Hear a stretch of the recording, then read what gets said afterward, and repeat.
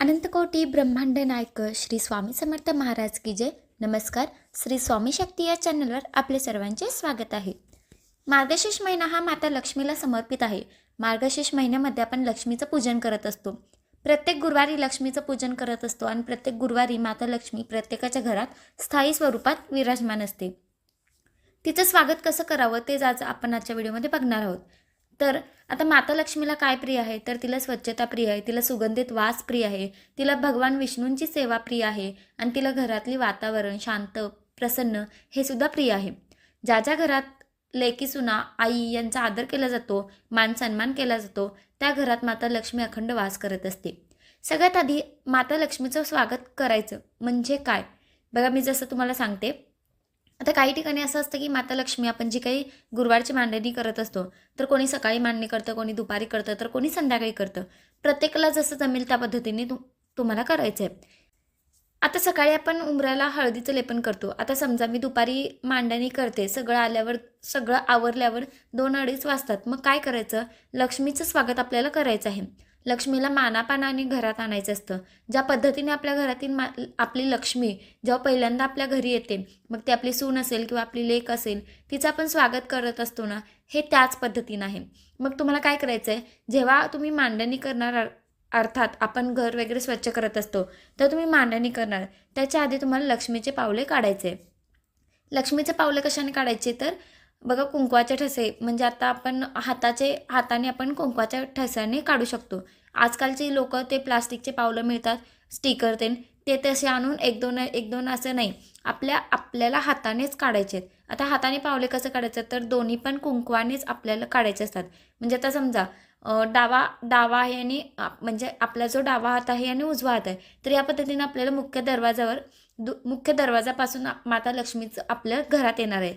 तर आपल्याला काय करायचं आहे, मुख्य दरवाजापासून आपल्याला लक्ष्मीची पावलं काढायला सुरुवात करायची आहे, एका गॅपमध्ये. आता मी तुम्हाला काढून नाही दाखवत, पण ओरली सांगते.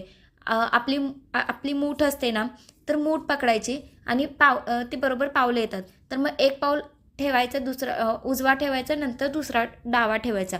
म्हणजे आपल्याला पहिला उजवा पाऊल काढायसाठी आपल्याला उजवा मूठ ठेवायचा, डावा काढायसाठी आपल्याला डावा मूठ ठेवायचे. तर हे थोड्या अंतरावर ठेवायचं. मग परत उजवा, परत डावा, परत उजवा, परत डावा, असं समजलं मला काय म्हणायचं आहे. आणि जेव्हा तुम्ही कुंकवाचे ठसे काढता, ठसे काढल्यावर 5 बोटं म्हणजे 5 आपल्याला टिपके पण ठेवायचे आहेत, की जेणेकरून ते बोटांचं प्रतीक आहे. तर या पद्धतीने जिथे मांडणी केली आहे तिथंपर्यंत तुम्हाला काढायचं आहे. आता जर समजा मी हॉलपासून तुम्ही हॉलमध्येच मांडणी करणार असाल, तर हॉलमध्ये जिथे मांडणी, मग हॉलपासूनच जिथे मांडणी आहे तिथेपर्यंत तुम्हाला हॉलपासून तुमचा देवारा, म्हणजे जिथे मांडणी आहे तिथून तुम्ही देवारापर्यंत, तिथंपर्यंत तुम्हाला तुमच्या घरात तुम्ही मांडणी करणार आहे तिथंपर्यंत तुम्हाला माता लक्ष्मीचं पावलं काढायचे आहेत. म्हणजेच काय, तुम्ही तुमच्या मुख्य दरवाजापासून जिथं मांडणी करणार तिथून परत तुम्हाला देवघरापर्यंत लक्ष्मीचे पावलं काढायचे आहेत. आता पावलं काढून झाल्यावर त्यांच्या पायाचे ठसे जे आहेत त्याला 5 टिंब द्यायचे, म्हणजे 5 टिंब तुम्हाला काढायचे आहेत. ते पायाचे ठसे असतात आणि म्हणजे पाय जरी असला पण ते बोटांचं प्रतीक असतं, ते बोटांचे ठसे आहेत. त्या पद्धतीने तुम्हाला दर गुरुवारी करायचं आहे. उंबऱ्याला हळदीचं लेपन आपण सकाळी करून घेतो, मुख्य दरवाजा तर आपण स्वच्छ करून घेतो, त्याचबरोबर तुम्हाला हे करायचं आहे. आता माता लक्ष्मीचं स्वागत जेव्हा आपण करत असतो, तेव्हा तुम्ही मांडणी करणार आहात, म्हणजे जेव्हा तुम्ही मांडणी करणार आहात तेव्हा तुम्हाला लक्ष्मीची पावलं काढायची आहेत. लक्ष्मीची पावलं काढल्यावर तुम्हाला एक दिवा लावायचा आहे. दिवा कसा लावायचा, तर बघा, अर्थात तुमचं भाड्याचं घर असेल, स्वतःचं घर असेल, तरीही तुम्ही सगळं करू शकता. तर आपल्याला माता लक्ष्मीच्या स्वागतासाठी दिवा लावायचा आहे. ज्या पद्धतीने लक्ष्मीचं पावलं काढलं, म्हणजे जर कोणी दुपारी मांडणी करणार असेल तर दुपारी लक्ष्मीचे पावले काढायचे, कोणी संध्याकाळी मांडणी करणार असेल तर त्यांनी संध्याकाळी पावले काढायचे, आणि कोणी सकाळी मांडणी करणार असेल तर त्यांनी सकाळी लक्ष्मीची पावलं काढायचे. बघा, आता जे कोणी सकाळी मांडणी करणार आहे, ज्यावेळेस आपण पूजा मांडणी करतो, देवीची पूजा करत असतो, तेव्हा माता लक्ष्मी आपल्या घरात येतच असते. तो दिवा लावायचा असतो. मग दिवा कसा, तर बघा, मी माझ्या घरातून बाहेर जाईन तेव्हा माझी डावी बाजू, म्हणजे आपण जेव्हा घरातून बाहेर जाऊ तेव्हा आपली डावी बाजू, आणि जेव्हा घरात प्रवेश करू तेव्हा आपली उजवी बाजू, अशा पद्धतीने आपल्याला त्या बाजूला दिवा लावायचा आहे. आपल्याला शुद्ध गाईच्या तुपाचा दिवा लावायचा आहे आणि त्या दिव्यामध्ये तुम्हाला 2 लवंग टाकायचं आहे आणि 2 वेलची. तर 2 लवंग आणि 2 वेलची तुम्हाला टाकायचं आहे. उपलब्ध असतेच घरात, तर कारण ते सुद्धा माता लक्ष्मीला प्रिय आहे. शुद्ध गाईच्या तुपाचा दिवा लावा.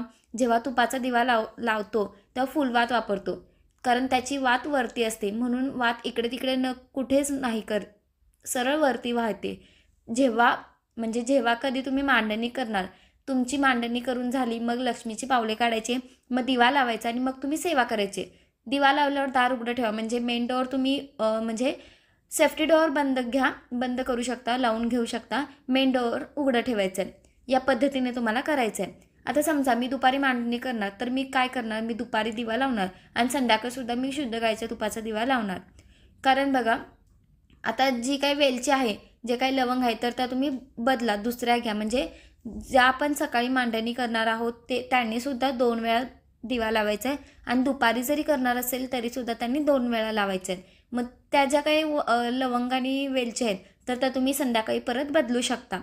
तर बघा, आणि आता हे तर कळलं. तर बघा, हे कधी करायचं, दिवा लावण्याच्या आधी आपल्याला लक्ष्मीचे पावलं काढायचे आहेत. या पद्धतीने जर कोणी सकाळी करणार असेल तर त्यांनी 2 वेळा आणि म्हणजे बघा, जर कोणी सकाळी करणार असेल तर त्यांनी 2दा दिवा लावायचा आणि दुपारी करणार असेल तरी 2दा दिवा लावायचा. आणि जे तिसरं म्हणजे संध्याकाळी करणार असेल त्यांनी फक्त संध्याकाळी दिवा लावायचा. समजलं असेल. आता आपल्याला स्वस्तिक काढायचं आहे, जे शुभतेचं प्रतीक आहे, जे मांगल्याचं प्रतीक आहे. असं स्वस्तिक जे पूर्णत्व आहे, असं स्वस्तिक आपल्याला आपल्या घरात काढायचं आहे. हे कधी काढायचं, तर तुम्हाला सकाळीच काढायचं आहे.